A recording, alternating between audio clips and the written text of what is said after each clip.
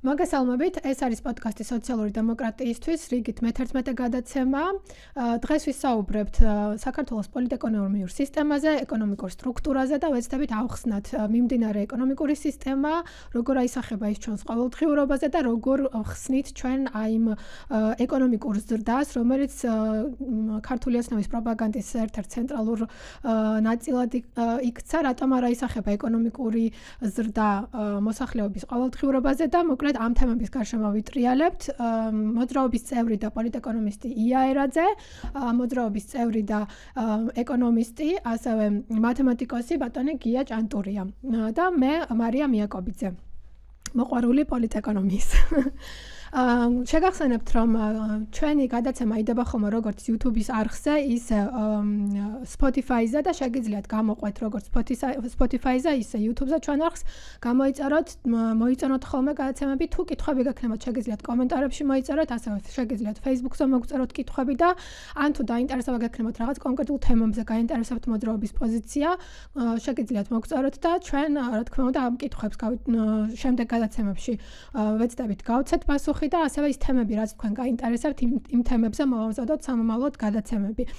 ეხლა დავიწყოთ მოკლედ დღევანდელი თემაზე მსჯელობა, როგორც დასაწყისში აღვნიშნე, დღეს ვიმსჯელებთ, ესე იგი საქართველოს პოლიტეკონომიური სისტემა, რომ ავხსნათ, როგორ სისტემაში ვცხოვრობთ ჩვენ. მოგეხსენებათ, რომ მთავარი ერთ-ერთი პროპაგანდისტული მესიჯი, რაც აქვს ქართულ ოცნებას დღეს არის, რომ ჩვენ გვაქვს, ესე იგი, ძალიან მაღალი ეკონომიკური ზრდის მაჩვენებელი და ასევე რამდენიმე დღის წინ დაიდო ინფორმაცია, რომ საშუალო ხელფასი გაიზარდა, მაგრამ ჩვენ ყოველდღიურობაში ვხედავთ, რომ ეს მოსახლეობის ყოველდღიურ ცხოვრებაზე და კეთილდღეობაზე არ აისახება. ვხედავთ, რომ იზრდება შემწეობის მიმღებთა რაოდენობა, იზრდება სიღარიბეში, უკიდურეს სიღარიბეში და სიღარიბეში მცხოვრ ბავშვთა რაოდენობა, იზრდება ემიგრაცია და აი ამ კონტექსტში უნდა მოვაქციოთ ჩვენ ეს ეკონომიკური ზრდა, რომელიც არის ფაქტია, ეკონომიკური ზრდა, მაგრამ აქ რა ფაქტორები არის პარალელურად გასათვალისწინებელი და რა სხვა, ესე იგი, მაჩვენებლები უნდა შემოვიტანოთ იმისთვის, რომ ავხსნათ ჩვენ ეს და რაღაცა კონტექსტში მოვაქციოთ და ავხსნათ ასევე ის, რომ ეს ეკონომიკა რომ იზრდება, ვისთვის იზრდება ეს ეკონომიკა, ვინ იღებს ამისგან სარგებელს და რატომ რითი აიხსნება ეს თუნდაც ემიგრაციის ზრდა თუ შემწეობის მიმღებთა რაოდენობის ზრდა, ფასების ზრდა და ასე შემდეგ, ეს სხვადასხვა მაჩვენებლები რაღაცა ერთ კონტექსტში უნდა მოვაქციოთ და ავხსნათ მოძრაობის ხედვა როგორია ამაზე, მოძრაობის როგორც მემარცხენე პოლიტიკური ერთობის და აქედან გამომდინარე ვეცდებით მოკლედ ამ თემებზე ვიმსჯელოთ. დავიწყოთ ია შენით და აი ესე იგი მთავარი მესიჯი რაც არის, ასე ვთქვათ, ეკონომიკა იზრდება. რას ნიშნავს ეს ეკონომიკის ზრდა და რა კონტექსტში ხდება ეს, რა ავხსნათ? კი, მადლობა ამ მნიშვნელოვანი შეკითხვისთვის. მივესალმები ჩვენს მსმენელს თუ მაყურებელს. დღეს ნამდვილად ძალიან საჭირობროტო საკითხზე მოგვიწევს საუბარი, იმიტომ რომ ჩვენი მსმენელიც ალბათ დაგვეთანხმება იმაში, რომ ბოლო პერიოდში, ბოლო რამდენიმე წლის განმავლობაში ქართული ოცნება რაღაცნაირად მუდმივად აპელირებს იმაზე, რომ საქართველოს ეკონომიკა იზრდება, ესე იგი ყველაფერი სწორად ვითარდება, იქ საშუალო ხელფასიც იზრდება, სტატისტიკის მიხედვით სიღარიბეც მცირდება და თითქოს რაღა ადარდებს ხალხს, ხო, ყველაფერი კარგად არის, რაღაცა საერთაშორისო ინდექსებშიც საქართველოს სოლიდური ადგილი უჭირავს და ესე წარმოაჩენენ ამას, ხო? ახლა მართლაც ერთი შეხედვით რო შევხედოთ და ჩავხედოთ ოფიციალურ სტატისტიკას და ვნახოთ იგივე, ხო, ეკონომიკის ზრდის ტემპები, ვნახავთ, რომ მას შემდეგ რაც COVID პანდემიის პერიოდში იყო, რა თქმა უნდა, ჩავარდნა და ეკონომიკის კლება, მაგრამ მას შემდეგ და 2022 წლიდან განსაკუთრებით მართლაც 10 და 9%-ით გაიზარდა, ხო, ეკონომიკა. მაგრამ აი ამ სტატისტიკის და აი ამ განცხადებების მიღმა, რასაც ქართული ოცნების სხვადასხვა მაღალჩინოსნები მუდმივად აჟღერებენ, არის სხვა რეალობა, ხო? პრინციპში სხვა რეალობა არა, ის ერთადერთი ალბათ ნამდვილი რეალობა, რომელიც არსებობს, ნამდვილი რეალობა, იმიტომ რომ ეს არის თვითონ ადამიანების აღქმა, ადამიანების უმრავლესობის ამ ქვეყნის მოსახლეობის, მე ვიტყოდი უმრავლესობის აღქმა, რამდენად ისინი აღიქვამენ თავს ისეთი ქვეყნის მოქალაქედ და ისეთი ეკონომიკის ნაწილად, რომელიც რაღაცა აყვავების და აღმშენებლობის ფაზაში არის შესული და ამ ბოლო დროს ხშირად მე თვითონაც ძალიან ესე მომხვდა თვალში ძალიან უხეში შედარებები ქართული ოცნების მხრიდან, რომ აი ქართული ეკონომიკა ევროპის ბევრ ეკონომიკაზე უფრო სწრაფად იზრდება და ასე შემდეგ. და ალბათ ბევრ ადამიანს უჩნდება კითხვა, რომ თუ ჩემი პირადად ეკონომიკური მდგომარეობა არ გაუმჯობესებულა და ამას სხვადასხვა გამოკითხვებით ატარებს, ხო, მათ შორის შარშან შემოდგომაზე ერთი წლის წინ ჩატარებული გამოკითხვაც აჩვენებს, რომ მოსახლეობის ძალიან დიდი ნაწილი ამბობს, რომ მათი ეკონომიკური მდგომარეობა ბოლო 5 წლის განმავლობაში საერთოდ არ გაუმჯობესებულა, ხო? და თქონდა ჩდება ეს კითხვა, რომ რატო არის აი ესეთი უბსკრული შეგვიძლია ამას ალბათ დავარქვათ, აი ესეთი განსხვავება აი ამ ოფიციალურ მონაცემებს და იმ აღქმულ რეალობას შორის, რაც ადამიანები გრძნობენ, ხო? ამ ყველაფრის თავი და სათავე არის ალბათ იმაში, რომ კარგად უნდა გვესმოდეს, როგორი არის თვითონ ჩვენი ეკონომიკის სტრუქტურა და ასევე გვესმოდეს ის, თუ რა კონკრეტულად რა იწვევს ზრდას და რომელი ეკონომიკური სექტორები არის ის, რომელიც აი ამ ზრდას განაპირობებს. მე ძალიან მოკლედ მოვხაზავ ახლა აი ამ პირველ ეტაპზე რამდენიმე ფაქტორს და მე გიაც განავრცობს ალბათ და დავაზუსტოთ. ხო, პირველ რიგში უნდა ითქვას ის, რომ პირველ რიგში იმას ვიტყოდი, რომ აი ეს შედარებები, რომელიც შეიძლება ჩვენს მსმენელსაც ხშირად გაუგიარო, არ ვიცი, აი გერმანიის ან საფრანგეთის ეკონომიკას აქვს ერთნიშნა ზრდა და ჩვენ გვაქვს ორნიშნა ზრდა, ამ ტიპის შედარებები არის სრულიად არაპროფესიონალური, იმიტომ რომ ეს არის ყველასთვის, ხო, სპეკულაციური, ყველასთვის არის ცნობილი, რომ როგორც წესი, უკვე მაღალგანვითარებულ ეკონომიკებს არ აქვთ სწრაფი ზრდის ტემპი, მაშინ როცა ჩვენი ტიპის ჯერ კიდე განვითარებად ეკონომიკებს სწორედ ახასიათებთ უფრო აი ესეთი თუნდაც ორნიშნა ზრდის ტემპები, რაც არაფრით არ მიანიშნებს იმაზე, რომ ჩვენი ეკონომიკა რაღაცით ჯობს, თქვათ, გერმანიის ან საფრანგეთის ეკონომიკას, ან ჩვენთან უფრო უკეთ ცხოვრობს ხალხი, ვიდრე იქ. ეს ერთი. მერე მეორე, ხო, თუ ჩვენ ჩავხედავთ, რომელი არის ის ეკონომიკური სექტორები, რაც ზრდას ნიშნავს, ეს უკვე მიგვიყვანს რაღაცა პასუხებამდე, ხო? ძირითადად აი ეს სექტორები, რაზეც დგას ფაქტიურად საქართველოს ეკონომიკა და მათი წვლილი მთლიანში და პროდუქტში არის დიდი, არ გაგიკვირდებათ ალბათ ეს არის ერთად რო ავიღოთ უძრავი ქონების და სამშენებლო ბიზნესი, რომელზეც თითქმის 20% მოდის მთლიანი შიდა პროდუქტის, აი ეს სექტორი ძალიან დიდი წილი მოდის ასევე ვაჭრობაზე, აქ დაახლოებით 15% მთლიანი შიდა პროდუქტის, ასევე არის გადამამუშავებელი მრეწველობა, თუმცა აქვე აღსანიშნავი არის ფინანსური სექტორი, სადაზღვეო სექტორი, აი ეს ეგრეთ წოდებული ინფორმაციის და ტექნოლოგიების სექტორი. აქ ძირითადად მაინც სრულ სურათს რო შევხედოთ, ერთი მხრივ ჩვენ საუბრობთ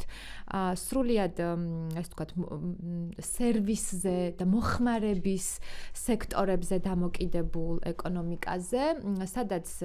წარმოება თითქმის არ არის განვითარებული და ამაზე შეგვიძლია მერე ვისაუბროთ და მეორე მხრივ საუბრობთ ისეთ სექტორებზე, ანუ რომლებიც იზრდება, ხო, აი თუნდაც უძრავი ქონება და მშენებლობის სექტორი რო ავიღოთ, ან რა ვიცი, საფინანსო, სადაზღვეო, საინფორმაციო სექტორები, რომლებიც ვერ ქმნიან, ერთია რომ ვერ ქმნიან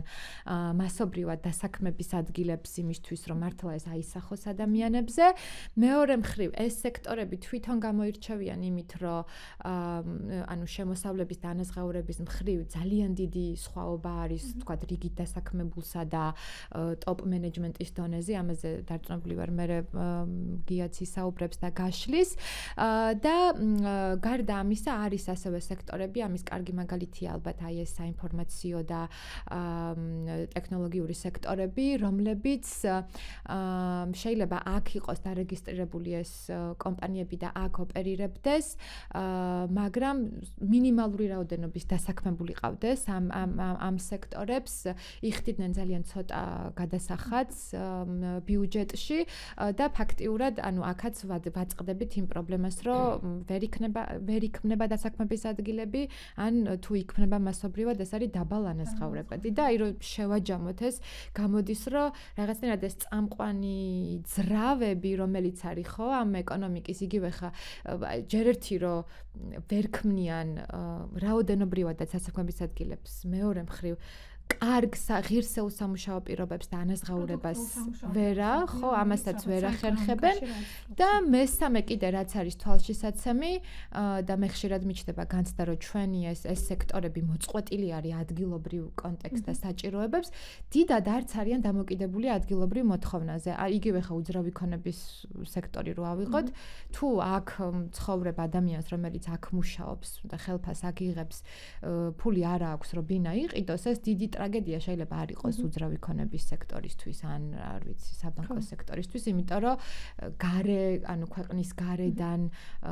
შემოსულ თანხებზე და მოთხოვნაზე და ამიტომ ამ კონტექსტს ამ საჭიროებებს სრულიად მოწყვეტილი არის აი ამ ტიპის ეკონომიკური სექტორები. ხო და ის აქ ერთი კიდე იმის დამატება, რომ რაც შენ ახსენე ახლა, რომ ესე იგი მოხმარებაზე ორიენტირებული ეკონომიკა, მაგრამ ეს მოხმარებაც შიდა ქვეყნის შიგნით უმეტესად ფინანსდება, ერთი უნდა დაემატოს, რომ გარედან შემოსული გზავნილებიდან და მეორე მხრივ ვალებით, ხო? და სესხებით, ასე ვთქვათ. და ეხლა აქედან მინდა რომ გადავიდე ამ სესხების და ჭარბვალიანობის თემაზე. იამ ახსნა, ესე იგი ეს რაღაც ეკონომიკის სტრუქტურა მეტნაკლებად მოკლედ რამდენადაც შესაძლებელია, რომ რაზე არის დამოკიდებული, როგორი შიდა სტრუქტურა არის ეს და რამდენად სპეკულაციურია ეს ეკონომიკური ზრდის პროპაგანდა და აუცილებლად აქ ჩვენ უნდა ვახსენოთ ჭარბვალიანობის თემა და ვალის ეკონომიკა, ასე ვთქვათ, როგორც ჩვენ ვუწოდებთ ხოლმე, ხო? როდიდან იწყება ეს ვალის ეკონომიკა და რას გულისხმობთ, რომ დასაუბროთ ჩვენ ვალის ეკონომიკაზე და ჭარბვალიანობის პრობლემის სიმწავე და მასშტაბი რამხელ არის საქართველოში, ხო? ჩვენ ესე იგი ზუსტად აი ეს კვლევა, რაც შენ ახსენე, შარშანდელი კვლევა, სადაც ესე იგი გამოკითხულთა უმრავლესობა ამბობს, რომ ესე იგი პროცენტები ზუსტად არ მახსოვს, მაგრამ საკმაოდ აი ტენდენცია იგრძნობოდა, რომ ეს ადამიანებს სესხის აღება უწევთ, აი ყოველდღიური საჭიროებების დასაკმაყოფილებლად რა და ეს ერთის მხრივ გამოკვეთს იმას, რომ დანაზოგები ვერ კეთდება ქვეყანაში და დანაზოგები რატომ ვერ კეთდება, ესეც ცალკე ასახსნელი და მეორე, რომ აი ამ საჭიროებების, ამ ყოველდღიური საჭიროებების დაკმაყოფილება სესხებით რომ უწევთ ადამიანებს და როგორ მოხდა როგორ უწყობს ხელს აი ის პოლიტიკური და ეკონომიკური სისტემა, რომელშიც ჩვენ ცხოვრობს, აი ამ ვალზე დამოკიდებული ეკონომიკის წარმოებას და მოსახლეობის დამოკიდებულებას ვალებს. აი ეს თემა რა გავშალოთ. კი ბატონო. მეც მივესალმები მაყურებელს, მიხარია რომ თქვა დღეს ამ პოდკასტის სტუმარი ვარ, ყველა პოდკასტი ვნახე, რაც აქამდე ჩაწერეთ, 10-მდე იყო თუ არ ვცდები და ყველა ძალიან მომეწონა და ამიტომ ორმაგად გახარებული ვარ, რომ დღეს სტუმრად მომიწვიეთ. იას მსჯელობას სრულად ვეთანხმები, ვთქვათ, რაც მისაუბრა და იამ ახსენა რაღაც მომენტში, თქვა, რომ აი ვთქვათ, მოსახლეობა, ანუ ადგილობრივების, ასე ვთქვათ, საჭიროებები, ადგილობრივების შემოსავლები უკვე ვთქვათ, იმ ელიტებისთვის, ვინც ძირითად შემოსავლებს აკეთებს, ვთქვათ, საქართველოში აუცილებლობას არ წარმოადგენს და აქედან გამომდინარე მათი ფიქრის წყარო არ არის რა, ანუ ისინი ამაზე მათთვის საჭიროება იმაზე, რომ ვთქვათ, ადგილობრივ მოსახლეობას შემოსავლები რაღაცნაირად გაეზარდოს, არ წარმოადგენს, რადგან მათთვის მოგება უკვე გარედან, ანუ გარე აქტორებისადმი არის გაცილებით უფრო მომგებიანი, რომ მათზე გააკეთონ, ვთქვათ, ეს ძირითადი აქცენტი და შესაბამისად თქვა აი ეს ადგილობრივი ფენა პირიქით რაც მეტად გაღარიბდება სინამდვილეში ისინი უფრო და უფრო მეტ შესაძლებლობებს იღებენ სამწუხაროდ ჩვენი ეკონომიკა დღეს ამაზე არის დაყრდნობილი რა ანუ თქვენ რაც თქვით, თქვა აი რა თქვა რომ ეს ჭარბვალიანობის პრობლემა და რატომ ვერ ხდება დანაზოგების გაკეთება, ხო? ანუ ვინ რა კუთხით მიუდგება და ვისთვის რა არის პრიორიტეტი, ხო? აქედან ბევრი რაღაცის შეიძლება შემდეგ თქვა მსჯელობაში ბევრი რამეზე პასუხი გაეცეს რა. აი მაგალითად, აი იასთან ერთად გავაკეთეთ ეროვნული ბანკის ანალიზი, მისი საქმიანობის ანალიზი გაკვეული პერიოდის განმავლობაში და თქვა აი როგორ ხსნის ეროვნული ბანკი ჭარბვალიანობის პრობლემას, რომ ის ამბობს ესეთ რაღაცას, რომ საქართველოს მოსახლეობა მიდრეკილი არის, რომ არ გააკეთოს დანაზოგი. ანუ მისი კვლევიდან მან გამოიტანა ეს დასკვნა, რომ მოსახლეობა არ არის მიდრეკილი და გააკეთოს დანაზოგი, თორე თქვათ ისე მას ამის საშუალება აქვს. ეხლა რეალურად რომ შევხედოთ, თქვათ აქვს თუ არა მართლა მოსახლეობას დანაზოგი და ჯერ ზოგადად ეს თვითონ ეს ფორმულირებაც უკვე რაღაცნაირად ცინიკურია, როდესაც მოსახლეობაზე ამბობ, რომ განსაკუთრებით ხო და არა სახელმწიფოს, არამედ მოსახლეობის ბრალია და განსაკუთრებით ის მიმკვლევაში წერია, რომ აი აგრარულ ადგილებში ვთქვათ აგრარული მოსახლეობა განსაკუთრებით არ არის მიდრეკილი, ანუ ის კიდევ უფრო ასე ვთქვათ დამნაშავეა იმაში, რომ არაკეთებს გრძელვადიან გეგმებზე არაგებს თავის იმას და ანუ ვთქვათ ისევ მოსახლეობას დააბრალა. ეხლა ვთქვათ აი რიცხვებში იგივე რაც მათ უყვართ, ვთქვათ აი რიცხვების და კოეფიციენტების წამოწევა წინ თითქოს ვთქვათ ეს კოეფიციენტები მათ სასარგებლოდ რაღაცას ამბობს. სინამდვილეში ყველა ეს კოეფიციენტი არის კონტექსტიდან ამოგლეჯილი და არ არის დაკავშირებული სხვა კოეფიციენტებთან, რომელიც აი ამ წინსვლას სიტყვაზე ეკონომიკურ ზრდას მათ საწინააღმდეგოდ შემოატრიალებს სინამდვილეში, ხო? აი რომ იგივე ვთქვათ ხელფასებს რომ დაუბრუნდეთ, ხო? აი სადღაც მათივე ანუ ოღონდ მე არ მინდა ვთქვათ ეს მაინც და მაინც ვთქვათ მართველი პარტიის იმას დავაბრალო, რეალურად ეს არის ბოლო ათწლეულების განმავლობაში ეკონომიკური ელიტებისთვის ხელსაყრელი, ასე ვთქვათ არა მარტო ხელფასების ზოგადად ვთქვათ აი ეს ლოგიკა, რასაც მისდევს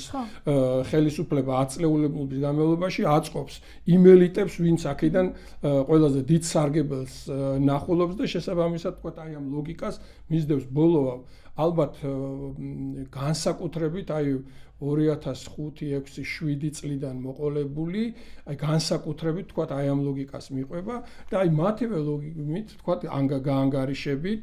ხო? აი 2024-ში იყო დაახლოებით 300 ლარი თუ 350 ლარი სიღარიბის ზღვარი და ამ დროს დახმარებას გულისხმობთ, ხო? 350 ლარი დახმარებას. არა, იმის რა ქვია, საარსებო მინიმუმი, რაც დაანგარიშებულია, რომ უნდა კონდეს ადამიანს, რომ იარსებოს ჩვენს იმაში და დასაქმებულების დაახლოებით 30-დან 40%-ს დასაქმებულების, ანუ ადამიანების, ვინც ხელფასს იღებს და არა მოსახლეობის, იმიტომ რომ იქ კიდევ უფრო იზრდება, ხო ეს? თქვათ, დასაქმებულების 30-დან 40%-მდე ამ ზღვარს ქვემოთა აქვს, თქვათ, საარსებო მინიმუმზე ქვემოთა აქვს ხელფასი. პარალელურად, ვთქვათ, ერთ-ერთი ორგანიზაცია, რომელსაც შეიძლება, ვთქვათ, ოფიციალურმა სტრუქტურებმა არ დაუჯეროს, შეიძლება დაუჯეროს, მაგრამ ერთ-ერთი საერთაშორისო სტანდარტების მიხედვით ანგარიშობს ეგრეთ წოდებულ საცხოვრებელ მინიმუმს, ანუ თანხას, რომელიც აი ცხოვრებისთვის არის აუცილებელი იმისთვის, რომ ვთქვათ, არა მარტო გადარჩე და ვთქვათ, საარსებო ანუ ფიზიკურად არსებობდე, არამედ სიტყვაზე განათლებისთვის, ჯანდაცვისთვის, ორკვირიანი შვებულებისთვის და სადღაც დასასვენებლად და ასე შემდეგ, ვთქვათ, აი მინიმალური, აი ეს მინიმალური მოთხოვნები, რაც ვთქვათ, ღირსეული ცხოვრებისთვის არის საჭირო, ვთქვათ, ეს აქვს დაანგარიშებული და იგივე ვთქვათ 2024 წლისთვის და თან ეს კიდე დაანგარიშებია მარტის თუ აპრილის თვისთვის, ანუ იმის მერე ეს მაჩვენებელი გაცილებით გაიზრდებოდა, ვთქვათ, იყო 1850 ლარი დარიცხული. ანუ ხელზე ასაღები კიდე უფრო ნაკლებია, ხო? ვთქვათ 20-18% კიდე უნდა გამოვაკლოთ ამას, ხო? და ამის ქვემოთ აქვს 70%-ზე დასაქმებულს ხელფასი. ანუ საჭიროება ასე ვთქვათ იმისთვის რომ ვალი აიღო, ანუ ის აუცილებელი მოთხოვნა დააკმაყოფილო, რაც შენს ოჯახს გააჩნია, იმიტომ რომ თითოეულ დასაქმებულზე დაახლოებით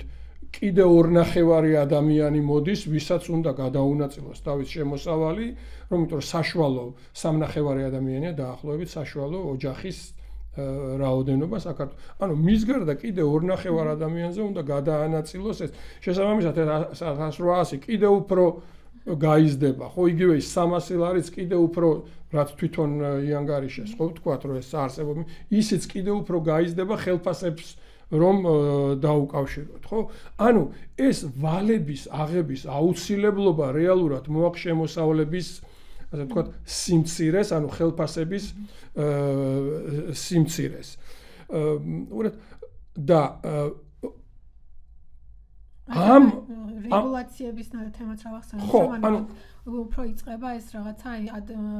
2000-იანების დასაწყისიდან სადღაც რომ ანუ ეს ყველანაირი რეგულაციების მორუღება როცა ხდება, ასე ვთქვათ, და ხელმისაწვდომი ხდება მარტივი სესხები, გვახსოვს ჩვენ ასევე ონლაინ სესხების ბუმის პერიოდი, ასე შემდეგ, რომელიც შემდეგ მეტაკლებად დარეგულირდა, მაგრამ და მანდაც ანუ მეორე მხარეს ესე იგი რა იყო არგუმენტი, რომ ინდივიდები თავად გადაწყვეტენ, თავად მიიღებენ სწორ გადაწყვეტილებებს ამ დროს, როცა ანუ რაღაცა არ გაქვს ანუ ღარიბ ეკონომიკაში რომ ცხოვრობ და სესხი მარტივად ხელმისაწვდომი ხდება და შენ ელემენტარული საჭიროებების საკმაყოფილებისთვის არ ყოფნის ეს ხელფასი რაც გაქვს, მე ეს იღებ ამ სესხს, ასე ვთქვათ, მაგრამ მე აი ამ იმაში წრეში ეხვევი, რომ მე იქ პროცენტი რამდენია, პირობები როგორია და ასე შემდეგ და ასე შემდეგ. ანუ ერთის მხრივ რომ ეს ხელფასის ნაკლებობის თემაც არის და მეორე რომ რაღაცა აი სრული რეგულაციები დერეგულაციის პერიოდის შემდეგ იწყება ეს სესხების ბუმი, ხო, ჩვენ. აი ეს სესხების ის რომ დავამთავრო უბრალოდ, ხო, უყურეთ, მოსახლეობის ნაწილში, ანუ კერძო პირების ნაწილში ის ხსნის ამას იმით, რომ ვთქვათ, ეროვნულ ბანკზე ვზავრობ, რომ ვთქვათ, მიდრეკილია მოსახლეობა, ასე ვთქვათ, ხარჯოს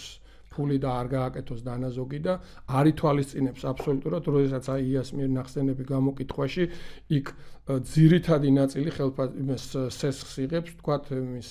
აუცილებლობის გამო, რომელიც ჯანდაცვასთანაა დაკავშირებული, რომელიც ოჯახის წევრების განათლებასთანაა დაკავშირებული და ასე შემდეგ. ანუ ისეთ რაღაცეებზე, რის გარეშეც უბრალოდ ვთქვათ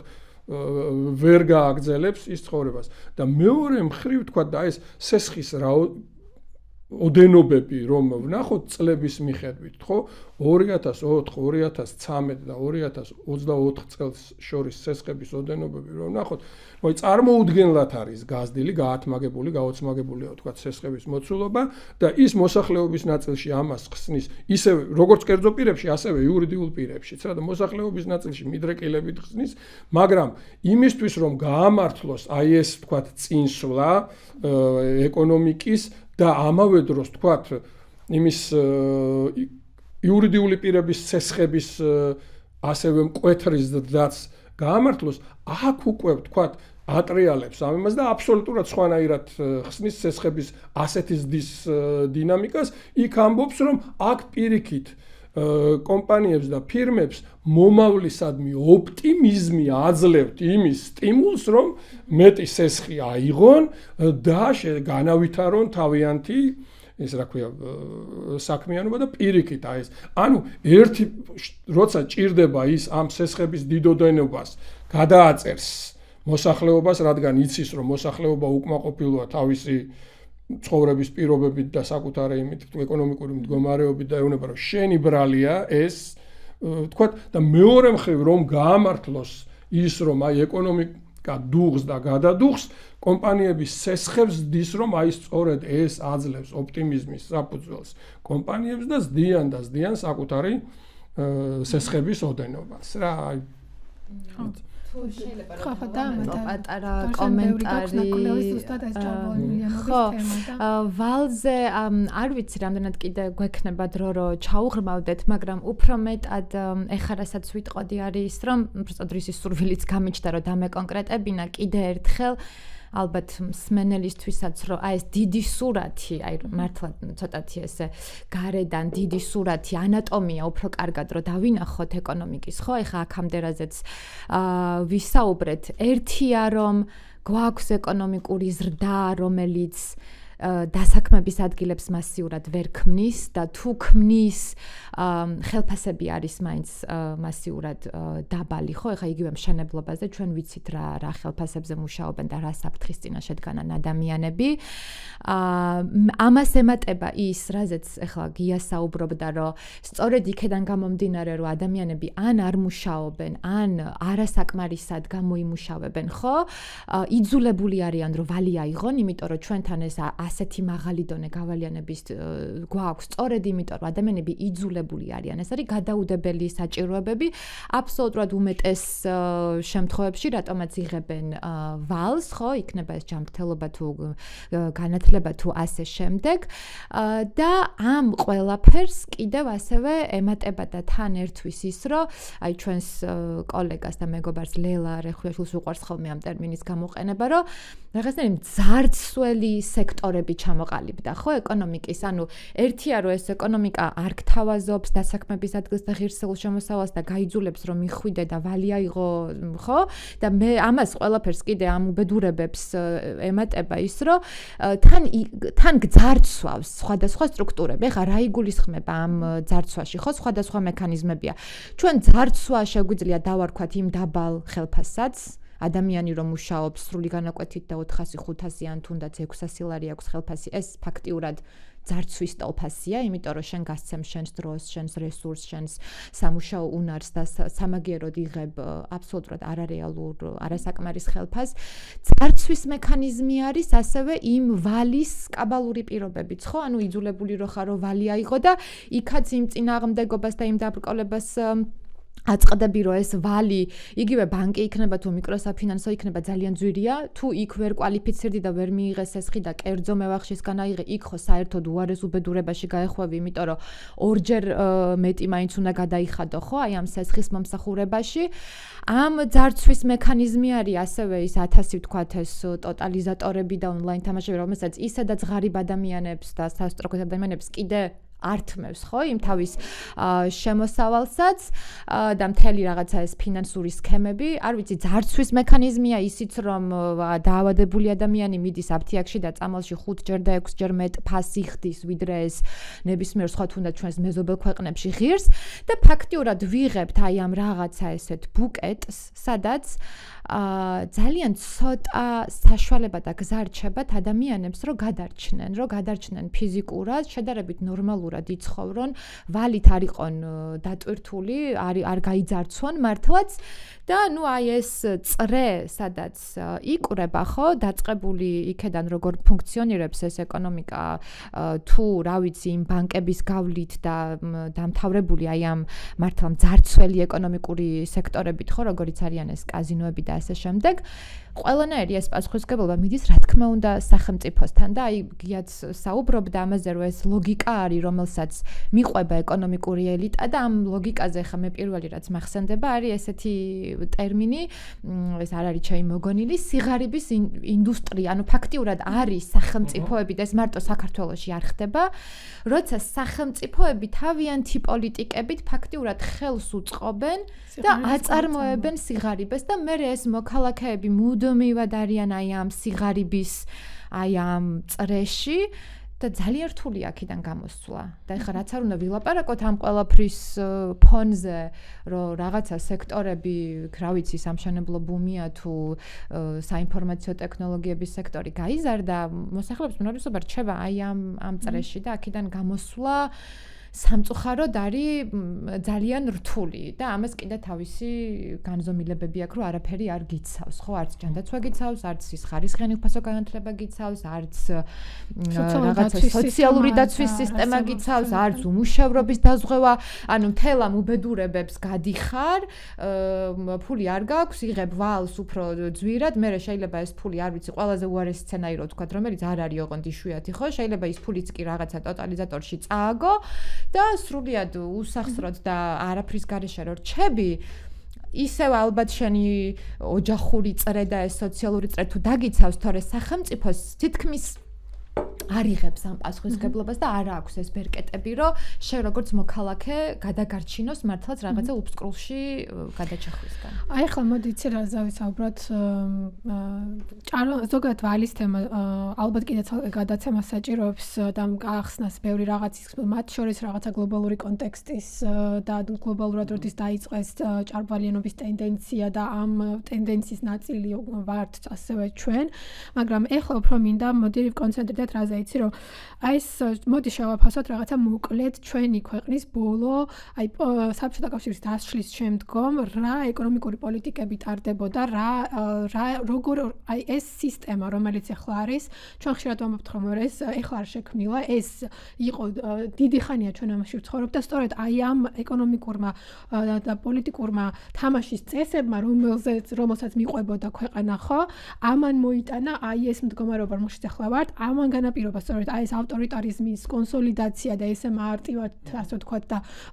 სწრაფად როგორც მოხდა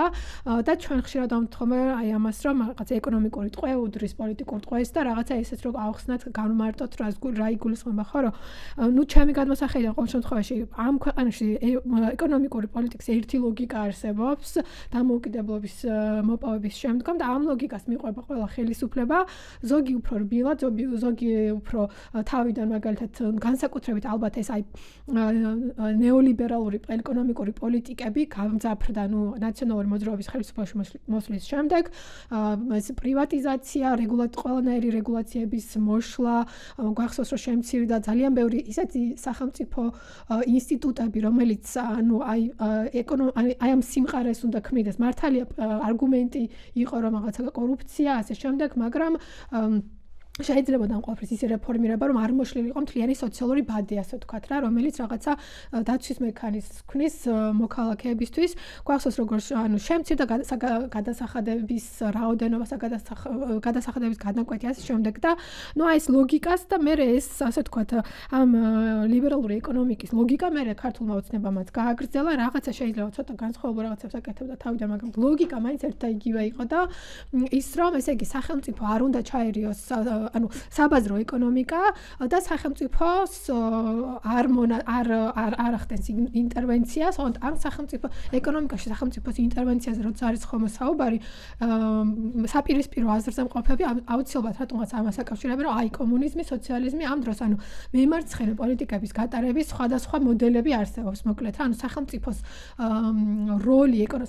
ეკონომიკაში სახელმწიფოს როლის გაზრდის სხვადასხვა მოდელები არსებობს, სხვადასხვა გამოცდილებები არსებობს და ამ გამოცდილებებს ჭირდება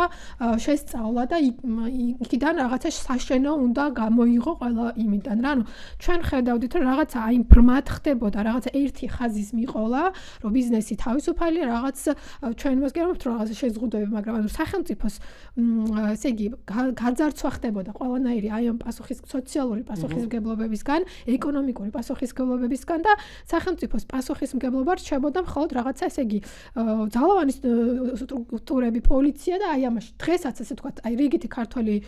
საქართველოს მოქალაქე სახელმწიფოს არსებობას ალბათ გრძნობს მხოლოდ მაშინ, როცა გაქვს პოლიციასთან შეხება ან რაღაც ძალოვან სტრუქტურებთან შეხება. სხვა მხრივ, ანუ შენ ვერ გრძნობ იმას, რომ სახელმწიფოში ცხოვრობ რა, ანუ სახელმწიფო რას ნიშნავს მაშინ, ხო? აი ესეც რომ განვმარტოთ, როგორ გვესმის და ერთ დავამატებ კიდე რომ აი ძალიან წინა გადაცემაშიც ჩვენ ვახსენეთ და კიდევ ერთხელ მინდა რომ გავიმეორო რომ ეს პროდასავლურობა და პროევროპელობა იყო ერთ-ერთი მთავარი მესიჯი ქართული ოცნებისას თავის დროზე მანამდე ნაციონალური მოძრაობისაც, მაგრამ საქმით იყვნენ ანტიევროპულები. იმიტომ რომ ის ეკონომიკური პოლიტიკები, ის ეკონომიკური პოლიტიკები, რომელსაც ისინი ატარებდნენ და ის სოციალური პოლიტიკის არარსებობა, რომელიც იყო ჩვენ ქვეყანაში, რეალურად ანტიევროპული იყო, რა, იმიტომ რომ ეს ევროპული კეთილდღეობის სისტემა, რომელიც მოსწონს საქართველოს საზოგადოებას და გვინდა რომ აი ეგეთი კეთილდღეობა ჩვენთანაც იყოს, ხო, ყოველ შემთხვევაში წარმოადგენლად არის ის ადგას სწორედ სახელმწიფოს აქტიურ როლზე, უფრო მეტ სახელმწიფოს მეტ სოციალურ პასუხისმგებლობებზე და ასე შემდეგ, ხო? და აი ეს მოკლედ ეს ლოგიკა რა შევაჯამოთ, რომ და ერთი გამახსენდა სხვათა შორის ძველი ინტერვიუ არის, თუ გახსოვთ არჩილ თალკვაძის ინტერვიუ არის და მოკლედ ეკითხება, რომ ჩემი სამაგიდო წიგნი არის ჰეივუდის ეკონომიკის 10 პრინციპი და აი სულ ეგ მახსენდება ხოლმე, რომ ანუ ალბათ ყველაზე კარგად გამოხატავდა, როგორ ხედავდა ქართული ოცნება ზოგადად ანუ ეკონომიკას რა, ანუ რაღაცა ეს ძალიან შაბლონური ლიბერალური ეკონომიკის მოდელი, რომელიც არ ემყარება არანაირ რეალობას, ანუ პრაქტიკაში სულ სხვანაირად მუშაობს, ვიდრე გასწავლია, რომ ვითომ მუშაობს და ოპოზიციაშიც იყო ხოლმე, რომ ანუ პრობლემა იმაზე თვითონ თამაშის წესებზე კი არ იყოს, თქვა ეკონომიკური თამაშის წესებზე, არამედ რომ ეს როგორ სრულდება იმაზე რა, რომ ეს არ არის ის ეკონომიკა, რაც არის რეალურად საბაზრო ეკონომიკა და საბაზრო ეკონომიკა არის ეს სწორედ რაშიც ჩვენ ვიცხოვრეთ 30 წელი. ესე მუშაობს საბაზრო ეკონომიკა და გამიგზავნა მოკლედ ძალიან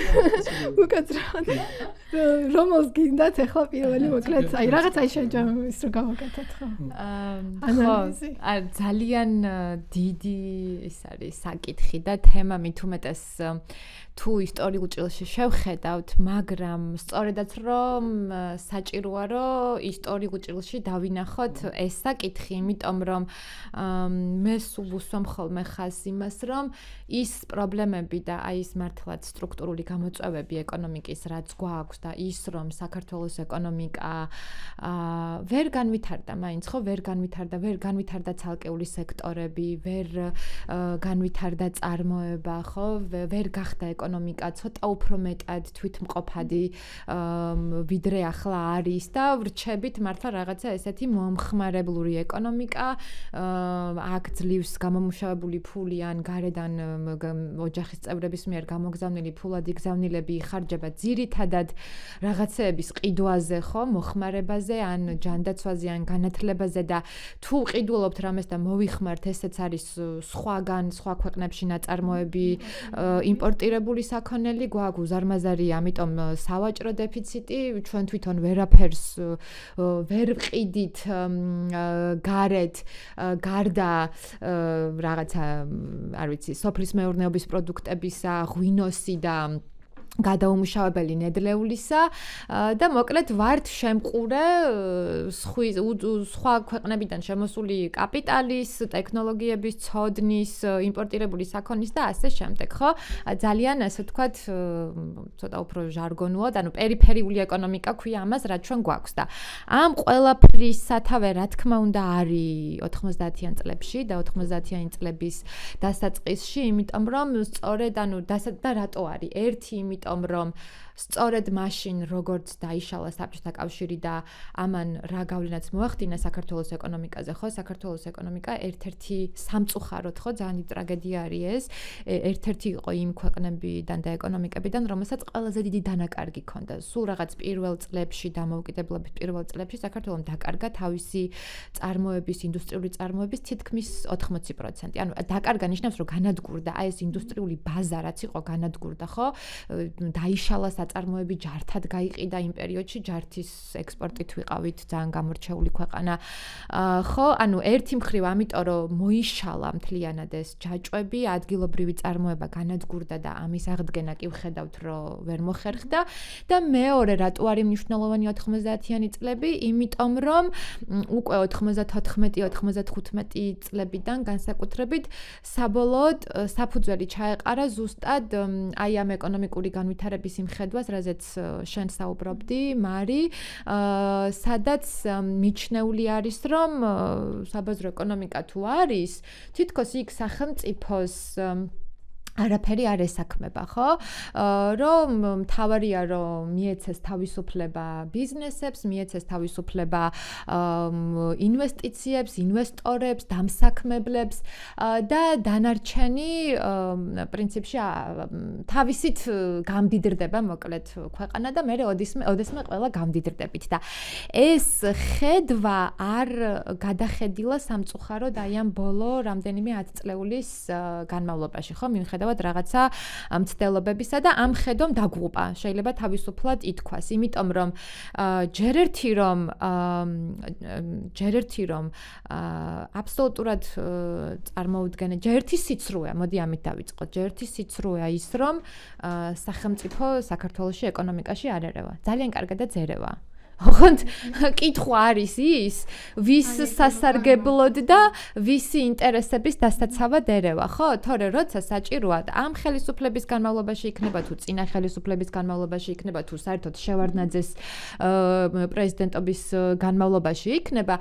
უხვად შეგვიძლია ჩვენ ვიპოვოთ მაგალითები, როგორ არის გადახლართული, ხო? ამაზე მე მგონი ზედმეტი ლაპარაკიც კი არ გვჭირდება ეკონომიკური და პოლიტიკური ელიტები, როგორ ხდება დაცვა რაღაცა ბიზნესების იქ პოლიტიკური თქვათ გარანტიების მიღება და პირიქით მე როგორ უწყობენ ხელს ეს ეკონომიკური ელიტები ამა თუ იმ მთავრობის ძალაუფლებას და ასე შემდეგ როგორ ხდება გარიგებები თუნდაც ცალკეულ ინვესტორებთან როგორ ხდება ცალკეული სექტორების წახალისება როგორც ეს თავის დროზე მოხდა საბანკო სექტორის მართლა სასათბურე პირობების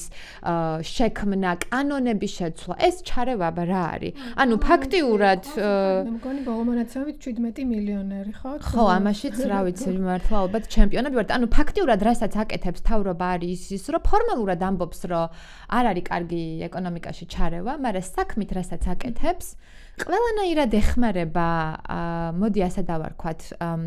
უფრო ძლიერ მხარეს, ხო? იმ მხარეს, ვისაც აქვს ფული, ვისაც აქვს კაპიტალი. ამ ფულის რეინვესტირება ხდება რაღაცა და ამ ხო პარტიისთვის ფულის შეჭრა. ესეც მე არის ხოლმე ის, რა ქვია,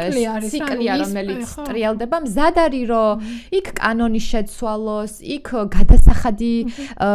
გააუქმოს, არ ვიცი, მე ყველაზე მწვავედ რახან ბოლოს ამაზე ვმუშაობდი ეს კრიპტო სექტორი ხსენდება, რომელსაც საერთოდ გაუქმეს გადასახადები კრიპტომაინინგს და მართლა ჩდება კითხვები სახელმწიფოს რა სარგებელი, მაგრამ როგორც კი საქმე მიდგება იმაზე, რომ სახელმწიფო ეხა ჩაერიოს ბაზარზე ოღონდ სხვანაირად, ხო, რას ნიშნავს, რომ დაიცვას დასაქმებულის უფლება, ანუ მოსახლეობის უდიდესი ნაწილების უფლება. დაადგინოს მინიმალური ხელფასი. დაადგინოს მინიმალური ხელფასი. კი ბატონო, შემოიღოს უმუშევრობის დაზღვევა. საგადასახადო სისტემა მოაწყოს ისე, რომ აი ეკონომიკური საქმიანობიდან ქვეყანას რაღაცა დარჩეს, ხო? იმ რაღაცა ჰესი შენდება თუ რაღაცა იქიდან რაღაცა. კი ბატონო, უფრო მეტი ფული შევიდეს იგივე ბიუჯეტში, ხო? ანუ თავარი მოთხოვნა ბოდიში გაგაწყდა. თავარი რა იყო მათი, რომ ანუ ჩვენი რეგიონი მდიდარია ამ რესურსით ჩვენ ამ დოვლათს ვქნით და ეს დოვლათი გადის ქვეყნის გარეთ, რომ არათუ ქვეყანას თვითონ იმ ქალაქს და იმ რეგიონს არჩება. არაფერი არჩებად განადგურების. მან დროსაც საუბრობ, რომ რაღაც სახელმწიფოს როლი აქ შემოვიდეს, რაღაცაში გამოჩნდეს, რომ სახელმწიფოში ვარსებობთ, ხო, რაღაცაში მიგრძნოთ, მან ეგრევე ირსება, რომ აი ეს ან დააწესოს რაღაცა ეკოლოგიური,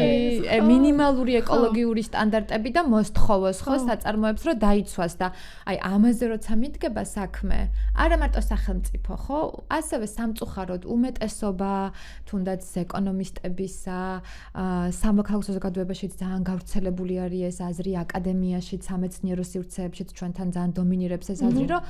აი აქ, როცა საქმე მიდგება მოქალაქეების სოციალური, ეკონომიკური უფლებების დაცვაზე, გარემოს დაცვით სტანდარტებზე, რატო ერევა სახელმწიფო ბაზარზე? და ისედაც რომ ერევა ოღონდ მეორე მხარეს საპირისპირო და ისედაც ამ ძლიერს აძლიერებს და თავის თავს იძლიერებს კიდე ამით ამაზეც კი აქვს პრეტენზია, მაგრამ რატომღაც ამის დანახვა როგორც ბაზარზე ჩარევა ესე არ ხდება.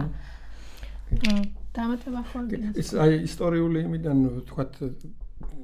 ერთი რაღაცის დამატება მინდა რომ მანამდე კიდე ახსენე შენ რომ თქვათ აი ესეთი გამეფებული ის არის რომ ადამიანი თვითონ მიიღებს მისთვის საუკეთესო გადაწყვეტილებას და ამიტომ მათ უნდა ვენდოთ და ეს უნდა ხო ეს ანუ ყველა, თითქმის ყველა მათი რაღაც თეზა არის მანიპულაციური და ნახევრად სიმართლედ მიწოდებული რა. ეს თავისუფლება და ადამიანის რაციონალურობა, რაც ძალიან საკამათოა, რომ ყველა ადამიანს შეუძლია მისთვის სასარგებლო და აუცილებლად მისთვის სასარგებლო გადაწყვეტილებას მიიღებს, ეს ისედაც ძალიან საკამათოა, მაგრამ იგივე თეორიების მიხედვით, რასაც ისინი ეყრდნობიან, ეს სრულდება იმ შემთხვევაში, თუ ეს ადამიანი არის სრულად ინფორმირებული და მან ასე ვთქვათ და თანაბრად ინფორმირებული ყველას. ანუ მეც სრულად ფლობ ინფორმაციას, შენც, იაც, ყველა ამ საზოგადოების ყველა წევრი სრულად ფლობს ინფორმაციას და შემდეგ ერთმანეთთან ურთიერთობის დროს ამ სრული ინფორმირებულობის პირობებში და სრულად მე ასე ვთქვათ, მიჩნეულია რომ მე მაქვს ეს უნარი რომ აი ნებისმიერ საკითხში სწორი გადაწყვეტილება მივიღო, ამის საფუძველზე მე ვიღებ სწორი. ეს დაშვებაა გაკეთებული. ამ დაშვებას მთლიანად ასე ვთქვათ, პირობებს, რა პირობებში იღებს. ხო, მთლიანად იგნორირებულია, გადაგდებული, არასდროს არ ახსენებენ ამას. პირდაპირ ამბობენ, რომ ადამიანს აქვს უნარი მიიღოს რაციონალური გადაწყვეტილება და ვენდოთ მას და თვითონ აირჩიოს, რა უნდა სინამდვილეში იმ ადამიანს შეიძლება უნდა რაღაცა რომ შვილს მისცეს სიტყვაზე საუკეთესო განათლება, მაგრამ იქამდე მისასვლელი გზას რომ ის სწორად აირჩევს, ხო, ჯერ ამისის აქვს თუ არა და მეორე საშუალება აქვს თუ არა რომ იქამდე სწორად მივიდეს. თუ ღარიბი ხარ, შენი ბრალია და არავის არ უნდა მოკითხო. კიდე რა მინდოდა იცით ამ მიმართებით, ასევე ნახევარ სიმართლეებზე შემდეგ დააშენეს ნახევარ სიმართლეზე კი არა, პრინციპში ტყუილს დააშენეს მთელი ეს რომ ამ გზით უნდა წავიდეთ აუცილებლად, არა ხო, ანუ რეგულაციების გარეშე, იმის გარეშე, ოღონდ ეს რეგულაციებიც როგორც იამ თქვა, იმ შემთხვევაშია რეგულაცია თუ თქვათ მართველ ელიტას ამ დიდარ ელიტას უქმნის რაღაც ჩარჩოებში ჩასმას, თორე სხვა შემთხვევაში ძალიან მკაფიო რეგულაციებია, ძალიან ბევრგან და ყველანაირი რეგულაციაა, რომელიც თქვათ აი და 80-90%-ს თქვათ ბარიერს უქმნის, რომ აი ეს ბარიერი რაღაცნაირად სიღარიბიდან რაღაცნაირად ვერ ამოვიდეს რა და რისი თქმა მინდოდა, ანუ რას მოვაყოლე ეს ტყუილი რომ ასეთი არჩევანი დააყენეს მათ და ამბობენ რომ არის მხოლოდ ეს არჩევანი, რომ კაპიტალიზმი თუ სოციალიზმი, ოღონდ ამ კითხვას როცა სვავენ ისინი აუცილებლად ამბობენ რომ კაპიტალიზმი არის ეს არის ევროპა, ამერიკა, განვითარებული ეკონომიკები და სოციალიზმი ეს არის საბჭოთა კავშირი. რაც თავისთავად არის ტყუილი, იმიტომ რომ ის რომ თქვა საბჭოთა კავშირის დასახელებაში იყო სოციალისტური რესპუბლიკების კავშირი, არ ნიშნავს რომ ის იყო მართლა სოციალისტური, ის იყო ერთი პარტიის დიქტატურა, რომელიც არ ნიშნავდა რომ სოციალურ სახელმწიფოს აშენებდნენ, თქვა ისინი ქაღალდზე იმ ქაღალდებშიც რომ ჩაიხედო და ბოლომდე მიყვე, იმ ქაღალდებშიც არ არის ის თქვა უბრალოდ მიზანი არის ნახსენები რომ ესე უნდა იყოს, თორე ის რეალურად იყო ერთი პარტიის დიქტატურაზე დამყარებული სახელმწიფო და არაფერი ვთქვათ სოციალურთან იმას არ ქონდა. ეგრე შეიძლება ვთქვათ რომ კორეის სახალხო დემოკრატიული რესპუბლიკა რა ხან ქვია ჩრდილოეთ კორეას დემოკრატიაც ცუდია, სახალხოებაც ცუდია და რესპუბლიკა ზოგადად ცუდი რაღაცაა, ხო? და სინამდვილეში ვთქვათ, აი ნამდვილი ის რაც სოციალურზე იყო დამყარებული, სწორედ დასავლეთ ევროპული ქვეყნების და იგივე ვთქვათ ბოლო წლების არ ვიტყვი, მაგრამ სადღაც 50-იანი, 60-იანი, 70-იანი წლების ამერიკა იყო, სადაც ან დღევანდელი ჩრდილოეთის ქვეყნები, ან ევროპის ქვეყნები, სადაც სოციალური საკითხები, არა ჩრდილოეთის მეზობელს, არამედ ხო, სკანდინავიის ქვეყნებს, სადაც სოციალური თემები არის წინ წამოწეული და სახელმწიფოს მთელი მოქმედება ყოველ შემთხვევაში ბოლო აწლეულებამდე იყო მიმართული იმისკენ, რომ მოსახლეობის სოციალური მდგომარეობა ყოფილიყო პირველ პლანზე გამოწეული და მთელი მათი მოქმედება შემდეგ ამ მიზნისკენ სიარული იყო. და აი ეს თქვათ, აი ეს სიყალბე, როდესაც გეუნებიან ეს ან ეს, სამწუხაროდ იმ უნდობლობაზეა შემდეგ თქვათ დაშენებული, რაც იგივე საბჭოთა კავშირის მიმართ არის და რეალურად ეს შედარება არ უნდა მოხდეს ამასა და თქვა საბჭოთა კავშირსა და მას შორის უნდა მოხდეს იგივე დაუშვათ სოციალურ სახელმწიფოს და თქვა ფინეთს, შვედეთს და თქვა ნეოლიბერალურ სახელმწიფოს შორის, რაც ჩვენ დღეს ვართ სიტყვაზე. რაც დღევანდელი რუსეთია პრინციპში, ხო? ან ეს არის ნეოლიბერალური სახელმწიფოების საუკეთესო მაგალითი, ასე ვთქვათ, სადაც ელიტები მიშვებული არიან, თავისუფლად ააკეთონ, რაც უნდა. ერთს დავამატებდი კიდევ ვთქვათ, რომ აი, როდესაც იგივე ბიზნესზე და იმაზე მიდის საუბარი, თუ გაიხსენებთ ყველა ჩვენი, ესე რა ქვია, პირველი პირი დაწყებული შევარდნაძიდან და დამთავრებული შემდეგ ვინც კი იყო, თქვათ სააკაშვილი, თქვათ მერე პრემიერები თუ იგივე თქვათ არაფორმალური მმართველი ივანიშვილი, ხო? როდესაც ბიზნესი ხდება, ის აუცილებლად ხდება მხოლოდ მსხვილ ბიზნესს და იმ ბიზნესის მსხვილი შრის წარმომადგენლებს და არასდროს არ ხდება საშუალო ამ მცირე ბიზნესის წარმომადგენლებს, იმიტომ რომ მათთან შეხვედრა არ არის საინტერესო მისთვის, იმიტომ რომ მათი ინტერესების დაცვა არაფერში არ არგებს. იმას აინტერესებს ის, რა არის საჭიროება ყველაზე მსხვილი ელიტისთვის, შემოსავლის და სიმდიდრის მქონეთვის, რადგანაც თვითონაც იმის ნაწილია და მათი ის არის, ასე ვთქვათ, მისთვის გასაგებიც და საჭიროც, რომ მომავალი დაგეგმოს, ვთქვათ, საკუთარი თავისთვის, ასე ვთქვათ, საინტერესო. ანუ რისი თქმა უნდა, რომ აი ეს როგორ თქვა ეს და ის 10 პრინციპი, რომელიც შენ ახსენე, ხო? აი ეს რომელიც დღევანდელ უნივერსიტეტებში, ვთქვათ, ყველგან, ბაკალავრის დონეზე, ყველგან ეს მენქიუს კი, მენქიუს აბსოლუტური ჭეშმარიტება და არსად და ოღონდ იქაც, ვთქვათ, რაღაც ისინი, ვთქვათ, აი დაშვებები იგივე სიტყვაზე, რომ სრულად უნდა იყო ინფორმირებული და ესენი შემდეგ იმავე წიგში ნახსენები ეს ისინიც გადაყრილია, ვთქვათ, იქვე ნახსენები სიტყვაზე, რომ აი ეს არის მხოლოდ მოდელი და შემდეგ შენ ამ მოდელებიდან რაღაცა უნდა აირჩიო, რაც ყველაზე უფრო ეს ყველაფერი გადაყრილია და პირდაპირ მოწოდებულია, რომ აი ეს არის როგორც 2x2 სიტყვაზე მათემატიკაში, ისე ეკონომიკაში ამას უნდა მისდიო, რომ კეთილდღეობას ეკონომიკაში თქოს ზუსტი მეცნიერება იყო, ან სრულად დაცლილია ამ სოციალური ფაქტორებისგან და სოციალური განზომილებისგან. არა მარტო სოციალური, ეკონომიკა ალბათ არის ყველაზე რთული იმხრივ, ხო, უამრავ რაღაცის გათვალისწინებით უნდა მოხდეს, შემდეგ გადაწყვეტილების მიღება დროის გათვალისწინებით, გეოგრაფიული მდებარეობის გათვალისწინებით, შენი კულტურული განწყობები და რა თქმა უნდა, შეიძლება იგივე საქართველოში 2 წლის წინ სულ სხვა გადაწყვეტილებები მიიღო რაღაც კონტექსტში და დღეს უკვე სულ სხვა რაღაცა არის, ხო, საჭირო რა. ანუ ეს რაღაცები აბსოლუტურად ამოვარდნილია. მიღების პროცესზე გავლენას, ტექნოლოგიების განვითარება იქნება და ასე. და იგივე ბოდიში აი ერთ-ერთი მაგალითია შეამ რაც თქვა ეს შეზღუდვების შესახებ, რომ რაც თვითონ უნდა იმ შეზღუდვას აწესებს. არის თქვა მის ნაციონალური მის მოძრაობის თუ რა ქვია პარტიის დროს სააკაშვილის მიერ გაკეთებული ეს ჩანაწერი კონსტიტუციაში, რომ თავისუფლების აქტი? აი ზღვარი დაწესებული იმის გადასახადების, რომ თქვა ამის ზემით მხოლოდ ანუ ის თქვათ ძალიან ისე ერევა თქვათ მარტო მას არ გულისხმობ არავის არ შეუცვლია მე და არავის არ მოუნდომებია ამის შეცვლა ხო იმიტომ რომ ყველას აწყობს ხო ეს ანუ სადაც საჭირო ისინი თვლიან ყველგან ბარიერს აყენებენ ოღონდ ეს ბარიერი ითვლება რომ არ არის რატომღაც ბარიერი ხო თქვათ რა და ხო, ესე იგი ეს მე ხა კიდე გამახსენდა აი ლიბერტი აქტი ეგრეთ წოდებული 2009 წელს მიღებული და ნუ მე 2017 წლის ცვლილებების დროს კი რაღაც ჩანაწერი გაკეთდა კონსტიტუციაში რაღაც რამდენიმე წლის შემდეგ მოხდება ამის ამაღება, მაგრამ ამისი ანუ ბოლო 30 წლის ჩვენი ეკონომიკური სისტემა აი ამ იმაზე დგას ერთის მხრივ ეს ლიბერტი აქტი რომელიც თავისუფლების აქტი რომელიც ესე იგი უზღუდავს პარლამენტს მის ერთ-ერთ მთავარ ფუნქციას ანუ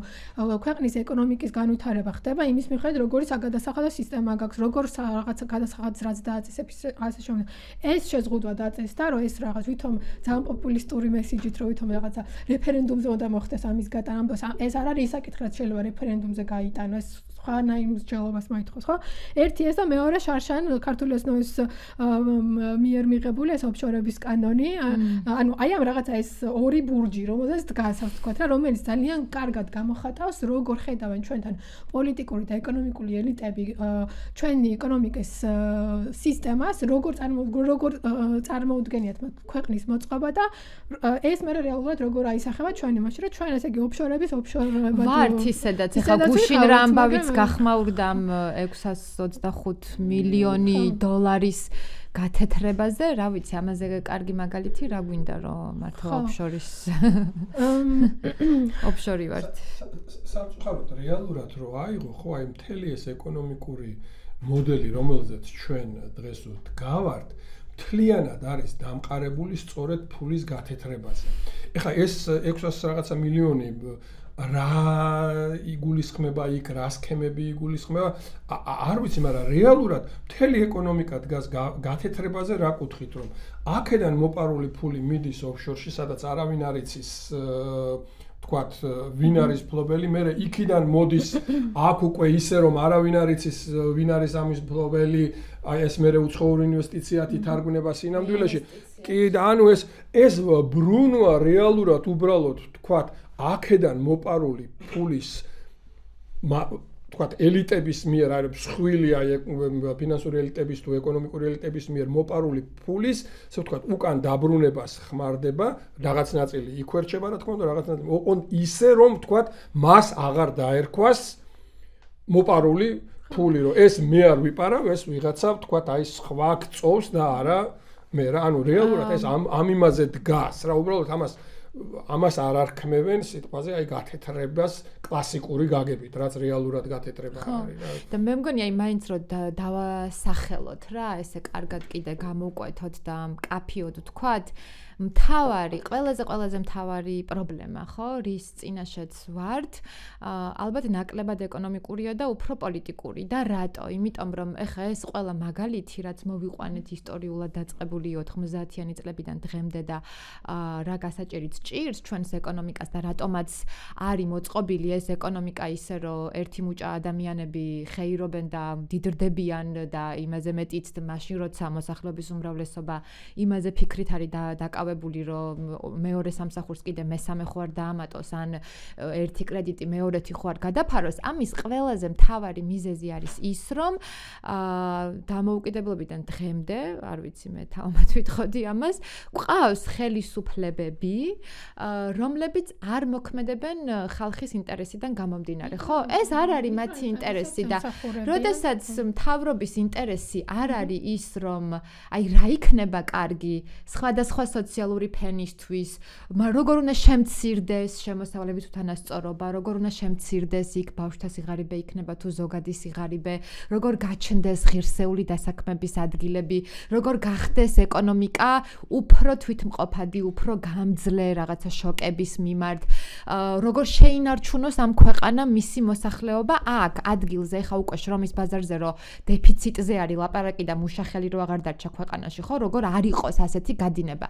როცა მთავრობა ამაზე საერთოდ არ ფიქრობს, ხო? როგორ იყოს, ხო, საარსებო გარემო ის შევინარჩუნოთ, რაც არის, ხო? ანუ ამ განწყობებით თუ არ განკარგავს ხელისუფალი და ჩვენ ამას უყურებთ უკვე 30 წელზე მეტია, რაც არ უნდა ხა ბევრი ვილაპარაკოთ, თქვათ, ეკონომიკურ მოდელებზე და ყველაფერს აზრი ეკარგება, იმიტომ რომ მოტივი რაც რჩება სამწუხაროდ და დღეს რასაც უყურებთ არის აი ეს პირადი სარგებელი, ჩემი ახლობლების სარგებელი, იმათი ახლობლების სარგებელი, ეს რჩება რაღაცა ძალიან პატარა წრეთ და ეს პატარა წრე სარგებლობს, როგორც მანამდეც ვამბობდით, სხვების გასაჭირით და სიღარიბით. აი ნელ-ნელა წავიდეთ უკვე ბოლოსკენ და მოდი რაღაცა ჩვენელ ხედვაზეც ვისაუბროთ, იმიტომ რომ მოძრაობაში მიმდინარეობს ახლა მუშაობა პოლიტიკის დოკუმენტზე, ეკონომიკური პოლიტიკის დოკუმენტზე, კერძოდ და ჯერ მუშაობის პროცესშია, განხილვის პროცესშია და მაგრამ აი პრინციპების და მიზნების დონეზე რომ შევაჯამოთ, რომ ესე იგი ჩვენ როგორ წარმოგვიდგენია, დაახლოებით რა მიზნებს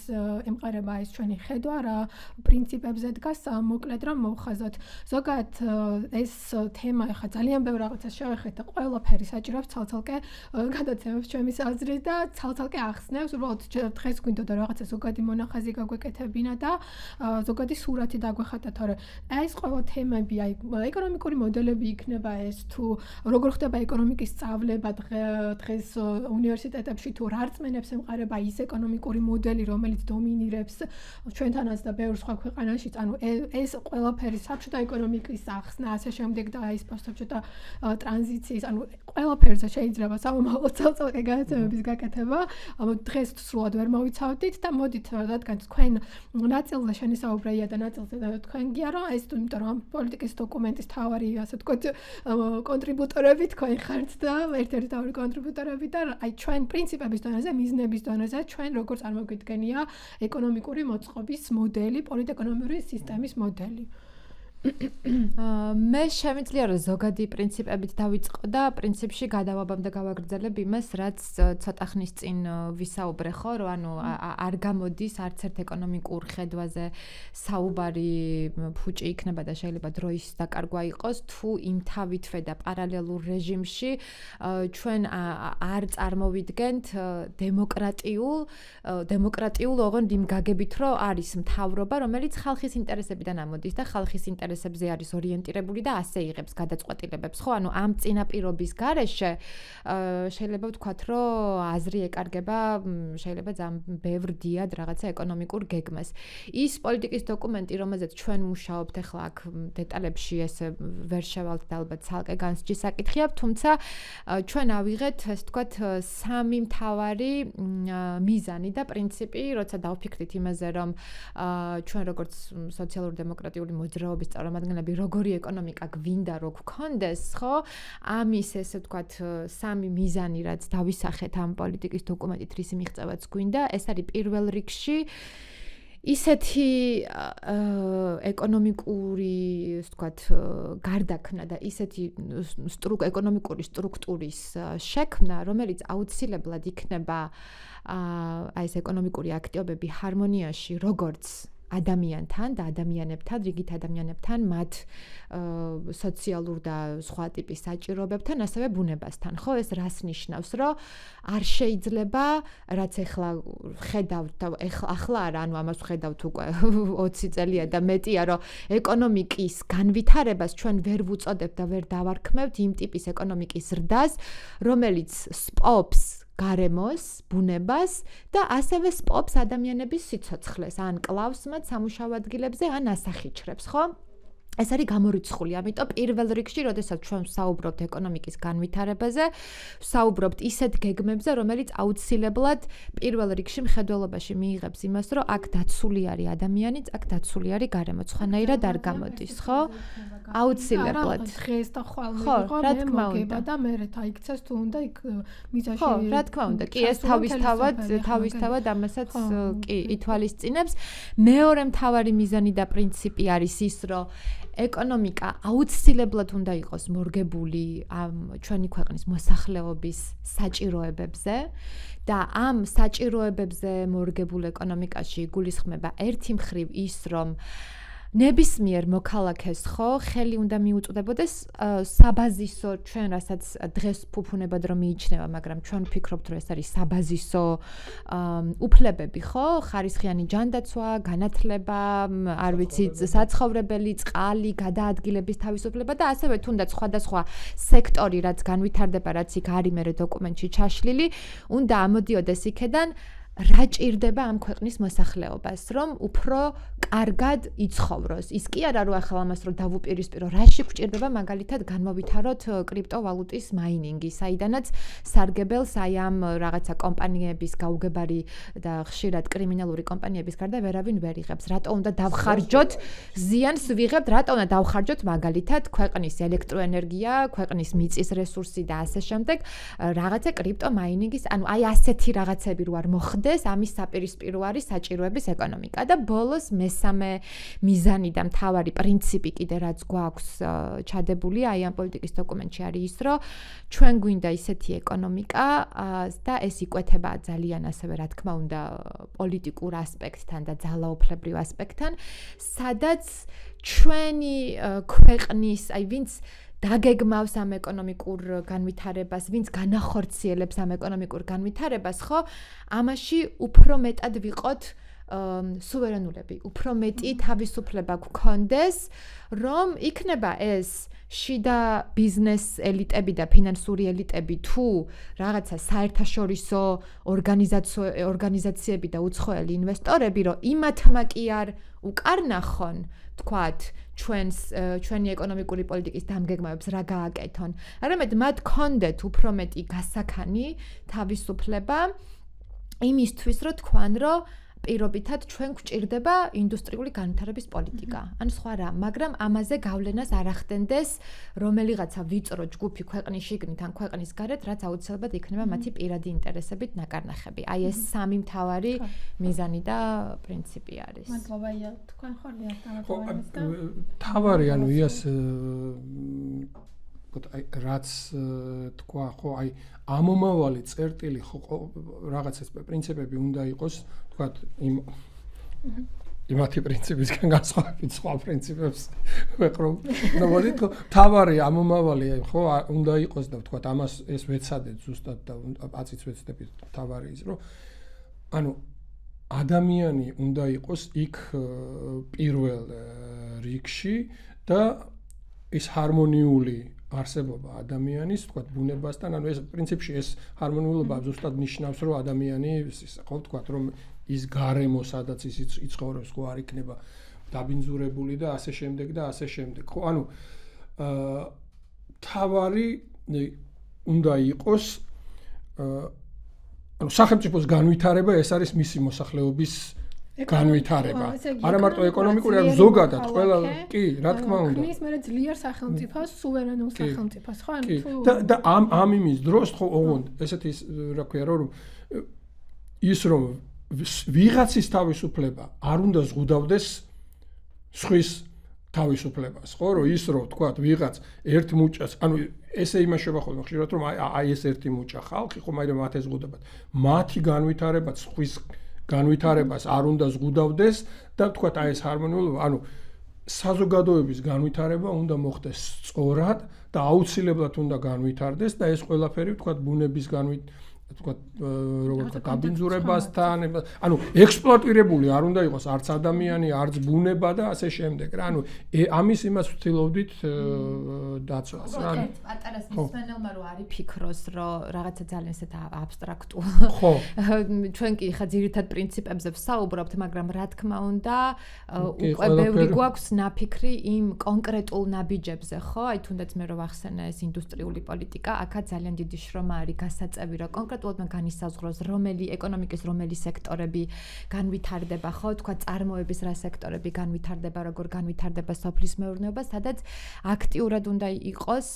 ჩართული არა მარტო სახელმწიფო, არამედ უნდა ამუშავდეს ბევრი სხვა მექანიზმი, ხო, იქნება იქ ეროვნული ბანკი, იქნება იქ განვითარების ბანკის დაარსება, სხვადასხვა თქვათ სახელმწიფო ფონდების შექმნა და ამ კუთხით თქვათ ფულადი რესურსების მოზიდვა, იმიტომ რომ ეს არ არის მიუღწეველი. შეიძლება ხა ეს რაღაცა ესე ოცნებად ჟღერს, იმიტომ რომ ვცდილობთ რომ 3 და 5 წუთში ჩავატიოთ, ხო, ეს პასუხები, მაგრამ არა, ანუ აქ არსებობს კონკრეტული გზები, დაწყებული საგადასახადო პოლიტიკიდან, რაციონალობიდან გამომდინარე, ხო, ეს გზები არ არის დამთავრებული აი ამ მართლა კრედიტის გაიაფებით იმ სექტორებისთვის, რომელიც უნდა განვითარდეს ეკონომიკაში და შეიქმნას დასაქმების ადგილები, სხვანაირად არ გამოვა. ხო, და უფრო მაღალ ტექნოლოგიურ განვითარების ეტაპზე გადავიდეთ. ამ ყველაფერზე ვფიქრობთ და ალბათ სხვა პოდკასტში. ჩაინა ისიც, ანუ ეს მოდელები არსებობს. ესეთი ბევრი გამოცდილება არსებობს, რა თქმა უნდა. შესწავლა და ჩვენ მე აქედან გამომდინარე, მე ჩვენი საკუთარი რაღაცა თვითმყოფადი ეკონომიკური სისტემის და მოდელის შექმნა არის საჭირო. ხო, ანუ ეს არ არის ფანტაზია და რაღაც ლამაზი სურვილები, არამედ რეალურ მოცემულობაზე დამყარებული. არა, ჩვენ შეგვიძლია, მე მგონი უსასრულოდ საუბრობთ, მაგრამ უკვე ბოლოსკენ წავიდეთ, როგორც გითხარით, მოკლედ აი ძალიან ბევრი თემა ახსენეთ და ცალ-ცალკე ალბათ კიდე მე სხვადასხვა გადაცემებში გავშლით. ერთი რას მინდა დამეხსენებინა, აი ჩვენმა ვიკომ მანიშნა წეღა რომ შემეშალა ავტორი თქვი არასწორად ფრიდმანი ხო?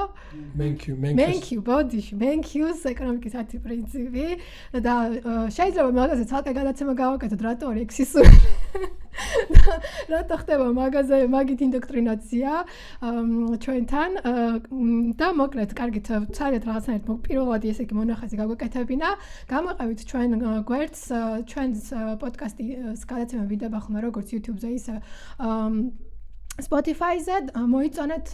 ჩვენი ვიდეოები, მოგწერეთ კითხვები თუ გექნებათ, მოგწერეთ თუ გექნებათ რაღაცა საკითხები, რაც გაინტერესებთ, რაზეც ჩვენი მოსაზრება, მოძრაობის მოსაზრება გაინტერესებთ. მადლობა, რომ გიყურებდით და შემდეგ გადაცემამდე. მადლობა. მადლობა.